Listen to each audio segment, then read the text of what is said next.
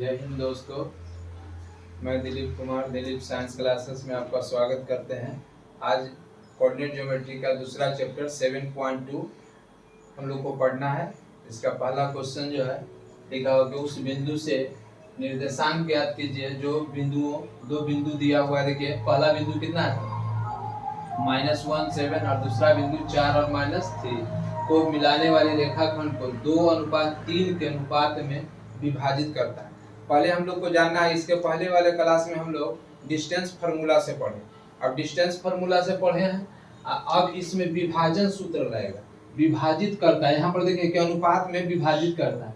तो अनुपात में यदि विभाजित करेगा तो विभाजित फार्मूला लिखेंगे। विभाजन मतलब सेक्शन फार्मूला उसको बोलते हैं इंग्लिश में। सेक्शन फार्मूला देखिए यहाँ पर हम लिख दिए हैं। इसको बनाने के लिए हम लोग के पास में दो निर्देशांक है।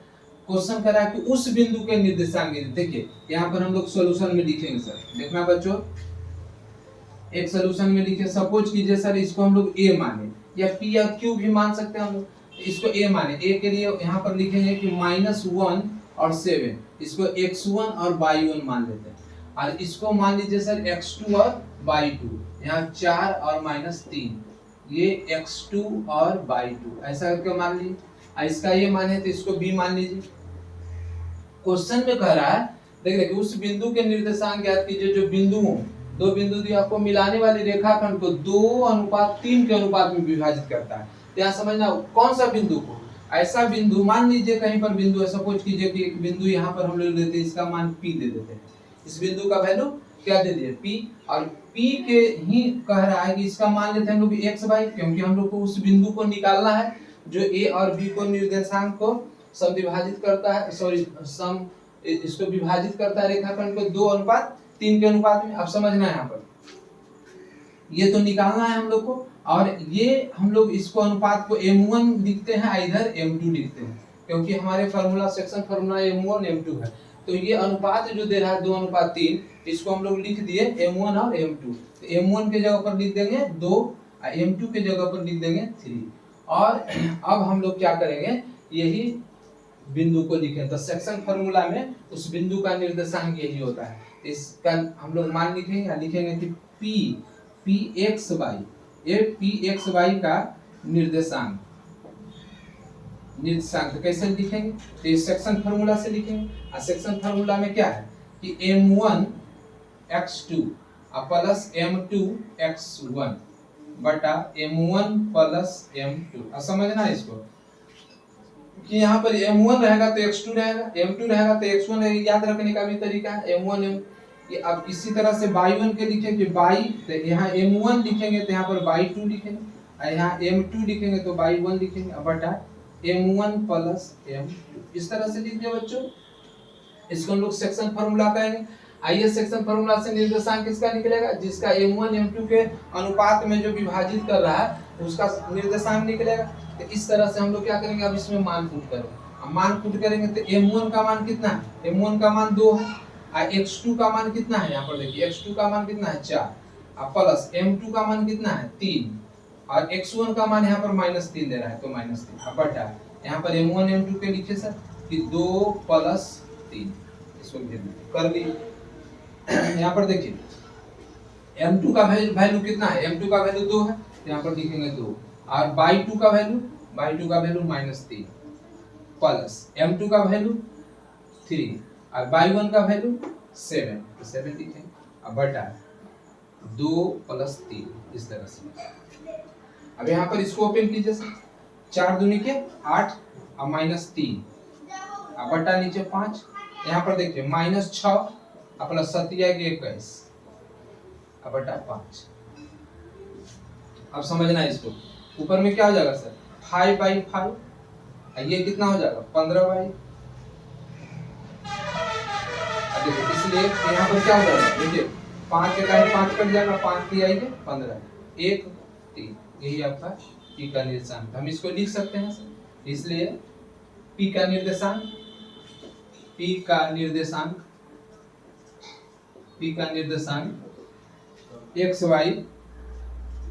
xy के रूप में क्या मान निकला है 1 और 3, यहाँ पर लिखेंगे 1 और 3, यही आपका आंसर है। यहाँ समझना है कि सेक्शन फार्मूला में ये देखना है हम लोग को कि उस बिंदु का निर्देशांक ज्ञात कीजिए। जो दो बिंदु दिया उससे एक रेखाखंड तैयार हुआ। एक रेखाखंड का अनुपात कितना है? 2:3 है। 2:3 है तो इसको बोला जा रहा है कि 2 जब 3 रहेगा तो ये बिंदु जो होगा वो उसका निर्देशांक क्या होगा। तो ये निर्देशांक निकालने के लिए हमको सेक्शन फार्मूला दिया हुआ। सेक्शन फार्मूला नोट में लिखा हुआ है m1x2 + m2x1 बटा m1 + m2। अब y के लिए m1/2 + m2/1 बटा m1 + m2, ये सेक्शन फार्मूला है। यही सेक्शन फार्मूला से हम लोग अनुपात वाले पॉइंट को, निर्देशांक को निकालते हैं। इस तरह से हम लोग सेक्शन फार्मूला निकाले। सब का मान x1/1 x2/2 और m1 m2 सब का मान दिया हुआ। सब का मान इसमें देंगे, सरलीकरण करेंगे, सरलीकरण करने के बाद इसका मान निकलेगा। इस तरह से p का निर्देशांक, x y का निर्देशांक 1 और 3 आ रहा है। इस तरह से देखेंगे सेकंड नंबर क्वेश्चन की बिंदुओं को 4 और -1 और 2 और -3 को जोड़ने वाले रेखाखंड को समत्रिभाजित करने वाले बिंदुओं का निर्देशांक निकालना। तो देख रहे जिस तरह से अभी सेक्शन फार्मूला में हम लोग निकाले तो उसी तरह से इसका भी वैल्यू निकलेगा। लेकिन यहाँ पर समत्रिभाजित उस समय था कि एक ही बिंदु था, लेकिन हम लोग इसमें विशेष कुछ करना नहीं है, सूत्र यही लगेगा, सेक्शन फार्मूला है, इसको देखना है। सपोज कीजिए हमारे पास P है, यहाँ पर Q है, दो बिंदु है, दो बिंदु हमारे पास दिया हुआ है 4 और -1 और दूसरा बिंदु कितना दिया हुआ -2 और -3, इस तरह से दिया हुआ। इसका नाम रख दीजिए सर x1/1, इसका नाम रखिए सर x2/2, इस तरह से रख दीजिए। और यहाँ पर क्वेश्चन में कह रहा है कि समत्रिभाजित। समत्रिभाजित का मतलब क्या होता है? समान 3 भागों में। सम का मतलब समान होता है, त्रि का मतलब 3 और भाग मतलब कि ये जो P और Q एक रेखाखंड है, इसको 3 बराबर भागों में बांटा गया। तो 3 बराबर भागों में बांटा गया तो दो बिंदु लेंगे, मान के चलो एक यहाँ लिए इसको, एक बिंदु यहाँ लिए। सपोज कीजिए ये P है, Q है, तो इसको ले लेते हैं R, इसको लेते हैं S। इस तरह से दो बिंदु ले लिए। अब दो बिंदु लिए हैं तो इसका कुछ ना कुछ मान होगा। जैसे इसका मान x1 x2/1/2 दिए तो इसका मान x3/3 दे दीजिए, इसका मान x4/4 दे दीजिए, इस तरह से दे दीजिए। अब आप समझना है कि देखिए यहाँ समत्रि का मतलब क्या होता है? यहाँ से यहाँ एक, यहाँ से यहाँ एक, यहाँ से यहाँ, मतलब कि समत्रिभाजित का मतलब ही होता है कि अनुपात क्या हो जाएगा, सबका बराबर हो जाएगा। तो देखिए एक बार हम लोग क्या करेंगे कि एक बार P और एक बार ये बिंदु लेंगे और दूसरा बार यहाँ से यहाँ ले लेंगे। तब देखिए P और R जब हम ले रहे हैं बिंदु, तो यहाँ से यहाँ यदि हम 1 मानते हैं, m1 का मान यदि फर्स्ट केस में 1 मानते हैं तो 1 और 1 यहाँ से यहाँ, इस बार m2 का मान कितना हो जाएगा? 2 हो जाएगा। तो हम एक बार जो है R का निर्देशांक जो लिखेंगे उसमें m1 m2 का मान 1 और 2 लेंगे। तो इस तरह से हम लोग लिखेंगे कि R का निर्देशांक डिस्टेंस फार्मूला यहाँ नहीं यूज होगा, यहाँ पर सेक्शन फार्मूला यूज होगा। तो सेक्शन फार्मूला में क्या है? m1x2 + m2x1 बटा m1 + m2। फिर क्या लिखेंगे y1 के लिए? m1/2 + m2/1 बटा m1 + m2, इस तरह से लिख देंगे।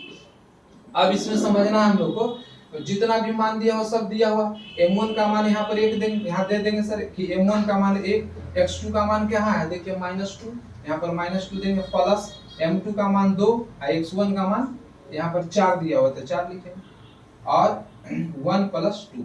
अब उसी तरह से y के सेक्शन में लिखेंगे तो y में लिखेंगे कि m1 का मान कितना 1, m2 का मान कितना, m2 का मान -3,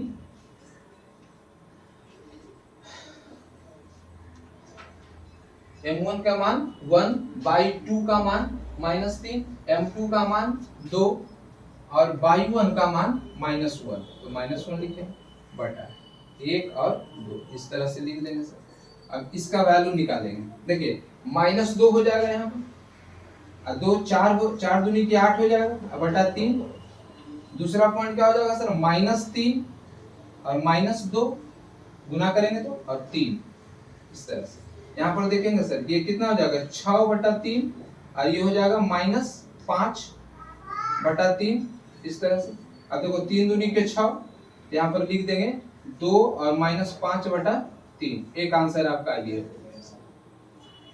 आर का निर्देशांक आपका निकल गया। यहाँ समझ रहे ना। यहाँ देखिए कि एक बार क्या किए कि P और Q जो हमारे पास रेखाखंड है तो समत्रिभाजित कर रहा है, तो इसमें एक बिंदु R ले रहे हैं, दूसरा बिंदु S ले रहे हैं, तो एक एक समत्रिभाजित का मतलब क्या होगा, जितना बड़ा ये जितना बड़ा ये अनुपात रेशियो में लिया है। तो अब एक से यहाँ से लेंगे तो एक अनुपात इसका आ जाएगा, तो यहाँ से यहाँ आएगा तो एक और एक, इसका दोनों का 2 मान लेते हैं। अब यही बात को हम लोग क्या करेंगे कि इस बार दूसरे केस में, एक केस में तो हमारे पास आ गया सर, केस नंबर फर्स्ट में एक निर्देशांक निकल गया।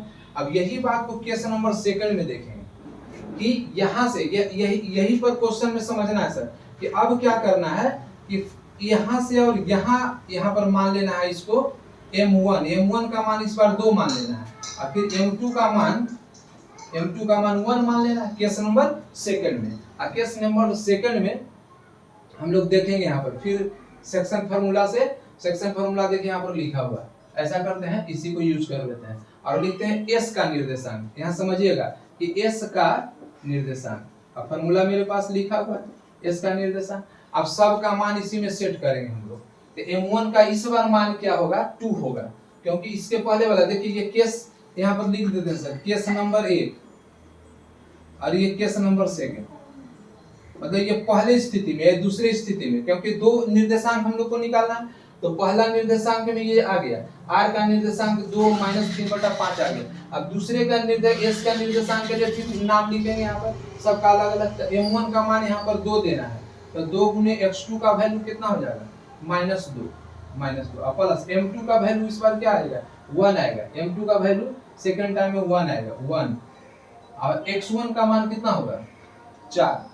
x1 का मान 4 होगा, यहाँ पर 4 लिखेंगे बटा इस बार 2 + 1 लिखेंगे। अब देखिए M1 का फिर वैल्यू कितना आ जाएगा, 2 आएगा। अब y2 का वैल्यू कितना आएगा, y2 का वैल्यू देखिए यहाँ पर लिखा होगा, y2 का वैल्यू -3।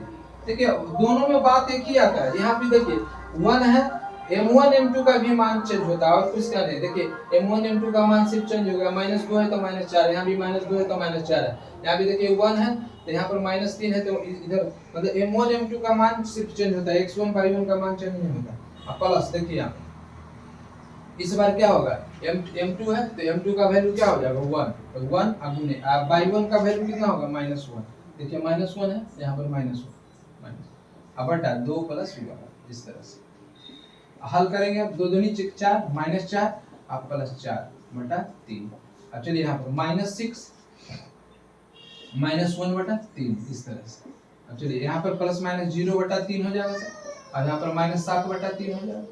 ठीक है, यहाँ पर क्या हो जाएगा, 0 और -7 बटा 3। इस तरह से हम लोग के पास में क्या हो गया कि सेकंड का भी निर्देशांक निकल गया, मतलब कि केस नंबर 1 का भी, मतलब केस नंबर 1 से R का निर्देशांक निकल गया 2 और -3/5, और दूसरा का S का निर्देशांक निकल गया 0 और -3। इसको देख लीजिए।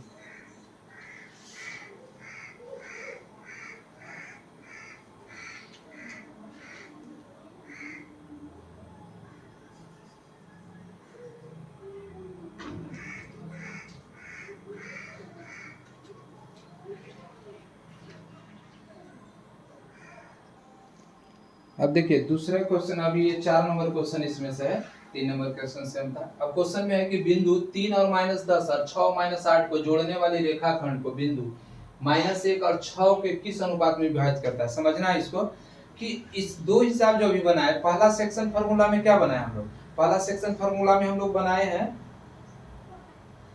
कि सिर्फ और सिर्फ हम लोग उसका निर्देशांक निकाले। दूसरा में क्या निकाले कि एक ही रेखाखंड में 2 निर्देशांक निकाले, जिसके लिए बोला जा रहा है कि समत्रिभाजित है। अब तीसरे नंबर, अब यहाँ पर क्वेश्चन जो चौथा नंबर हम लोग बना रहे हैं, इसमें क्या कर रहा है कि दोनों रेखाखंड का दोनों बिंदु भी दे रहा है, और वो किस बिंदु पर निर्देशांक है वो भी बिंदु दे रहा है, लेकिन वो बिंदु जो है वो किस अनुपात में विभाजित करेगा रेखाखंड को, इसको निकालना है।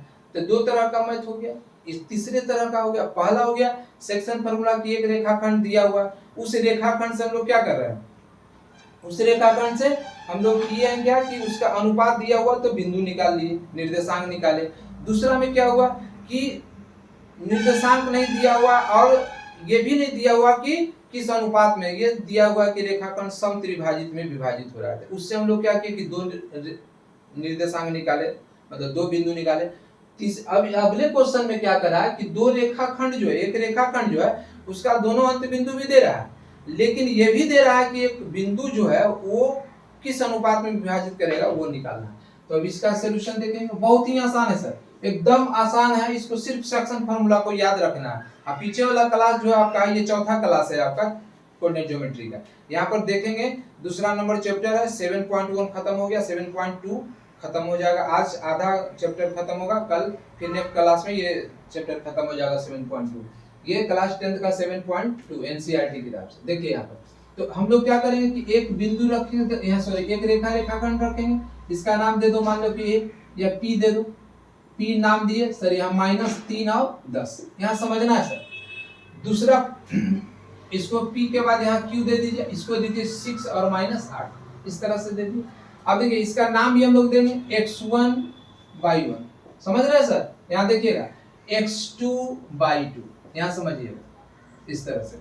अब यहाँ समझना है सर कि एक ऐसा बिंदु है जो -1 और 6 है, तो -1 6 कहीं भी आप रख दीजिए सर, यहाँ पर रख देते हैं -1 और 6, इसका नाम दे दीजिए x3/3, क्योंकि दो बिंदु में x1 x2/1/2 और तीसरा में x3 अरे by3 दीजिए।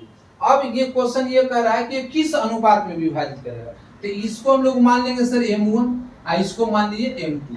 अब इसका मान नहीं दिया हुआ तो m1 m2 हम लोग निकाल लेंगे। चलिए इसके लिए निकालेंगे सर, चलिए जो सेक्शन फार्मूला होता है वही लिखेंगे। तो PQ यहाँ पर R दे दीजिए इसका मान, तो लिखेंगे सर कि R का निर्देशांक बहुत आसान होता है, सेक्शन फार्मूला से ही लिखेंगे और दोनों m1 m2 दो वेरिएबल के लिए दो इक्वेशन निकालेंगे और दोनों इक्वेशन से हम लोग मान निकालेंगे। अब देखिए यहाँ पर इसका सूत्र, सेक्शन फार्मूला का सूत्र होता है m1x2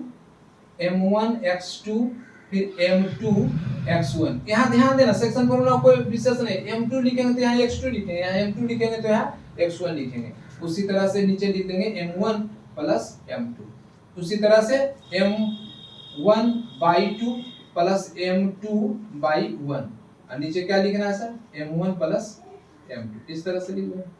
कोई परेशानी बच्चा दिख रहा है ना? ये बहुत ही आसान है सर, बहुत ही आसान है। और परीक्षा के माध्यम मतलब कि ऐसा है कि एक क्वेश्चन निश्चित है कि सेक्शन फार्मूला से आएगा ही। सेक्शन फार्मूला यदि नहीं आया तो डिस्टेंस फार्मूला से आएगा, डिस्टेंस फार्मूला यदि नहीं आया तो आप त्रिभुज का जो क्षेत्रफल होता है, त्रिभुज का क्षेत्रफल, ये 2-3 फार्मूला जो है मेनली आपको पढ़ना है। सेक्शन फार्मूला हो गया, डिस्टेंस फार्मूला हो गया, त्रिभुज का क्षेत्रफल हो गया, यही 3 फार्मूला मैक्सिमम आपको अभी तक पढ़ना है। यहाँ पर देखेंगे तो r का निर्देशांक देखो बच्चों हम लोग के पास में है -1 और 6, तो -1 और 6 यहाँ पर लिख देंगे और m1 m2 ये सब मान लिखेंगे। m1 का तो मान दिया हो नहीं तो m1 लिखेंगे, x2 का वैल्यू दिया हुआ है, x2 का वैल्यू कितना है 6 लिखेंगे, m2 का वैल्यू दिया हुआ नहीं सर, निकालना है, और x1 का वैल्यू -3 है तो यहाँ -3 देंगे और m1 और m2 इस तरह से लिखेंगे। बहुत ही आसान है सर, यहाँ देखना है सर, समझिएगा इसको कितना आसानी से है। अब नहीं समझा तो कभी नहीं समझेगा। यहाँ पर देखो फिर m1/2 का वैल्यू कितना है -8, तो -8 लिखेंगे। m2 का वैल्यू कितना है, m2 का वैल्यू निकला हुआ नहीं जैसे वैसे रखेंगे। m1/1 का वैल्यू कितना है 10। यहाँ देखिएगा m1 का वैल्यू m1 नहीं रह गया, by2 का वैल्यू -8, यहाँ पर देखिए है लिखा हुआ, m2 रह जाएगा और by1 का वैल्यू कितना है 10 और m1 m2 इस तरह से। अब देखिए सर हम लोग जानते हैं कि कोई भी निर्देशांक का भुज और कोटि होता है, तो भुज के लिए यहाँ पर देखिए ये r का ही निर्देशांक ये दिख रहा है, तो इसके लिए ये और इसके लिए ये, मतलब भुज के लिए भुज और कोटि के लिए कोटि, बराबर कर देंगे, दोनों से इक्वेशन निकाल के m1 m2 का वैल्यू निकाल देंगे। तो यहाँ पर लिखेंगे सर कि -1 बराबर इसका मान लिखेंगे तो इसके क्या लिख सकते हैं, इसको 6m1 -3m2 बटा m1 प्लस m2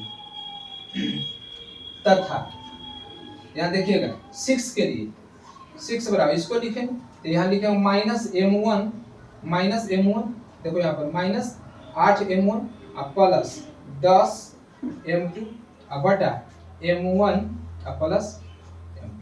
अब समझना है सर, हम लोग को रेशियो निकालना है, हम लोग को रेशियो निकालना है। तो रेशियो निकालने के लिए किसी एक का भी हम सहायता ले सकते हैं। तो किसी एक का सहायता लीजिए सर, क्रॉस मल्टीप्लिकेशन कर लेंगे। यहाँ क्रॉस मल्टीप्लिकेशन करेंगे तो क्या हो जाएगा, माइनस हो जाएगा सर, कि माइनस m1 माइनस m2 बराबर यहाँ पर क्या लिख देना, m1 6m1 माइनस 3m2। अब देखिए इसको एक तरफ ले आइए, m1 और m2 को एक तरफ लाइए। मान लिया जाए कि हम लोग m1 यहाँ पर लिखेंगे कि माइनस m1, हम इधर 6 को इधर ले आइए लेफ्ट साइड में, तो माइनस 6m1। देखिए m2 को ये साइड में ले जाइए, m2 को माइनस 3m2, ये m2 को लेफ्ट से राइट लाइए तो माइनस है तो प्लस हो जाएगा, तो m2।